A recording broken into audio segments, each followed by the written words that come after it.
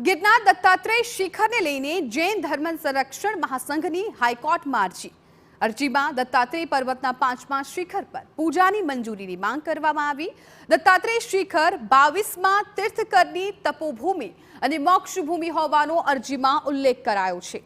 દત્તાત્રેય શિખરની આસપાસ ઊભા થયેલા દબાણોને પણ દૂર કરવામાં આવે તેવું આ અરજીમાં અરજદારે કહ્યું છે। એએસઆઈ ગુજરાત યાત્રાધામ વિકાસ બોર્ડ જૂનાગઢ કલેક્ટરને પક્ષકાર બનાવાયા છે।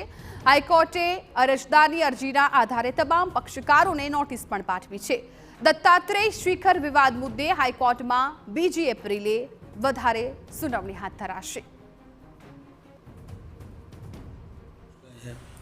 और इसका विवाद काफ़ी समय से चल रहा है और दत्तात्रेय भगवान जो है वो वैष्णव परंपरा के लोग मानते हैं उसको, जबकि वो वहाँ पे नेमिनाथ भगवान के ही चरण हैं।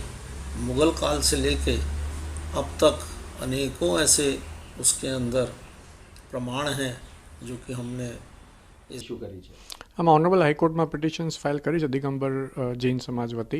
એમાં એમનો એવો ક્લેમ છે કે 5th ટોંક જે કહેવાય ટોંચ, એમાં લોર્ડ નેમિનાથ એટલે ભગવાન નેમિનાથના ચરણ પાદુકા ત્યાં છે અને એમને પણ ત્યાં રાઇટ્સ છે પૂજા કરવાનો, જે અમને હમણાં રાઇટ્સ નથી મળી રહ્યો, એના માટેની પિટિશન છે। અને ઘણા બધા કન્સ્ટ્રક્શન ઇલીગલ આજુબાજુમાં થયેલા છે એ રિમૂવ થાય અને એમને પૂજા કરવા માટેના હક મળે એના માટેની પિટિશન છે।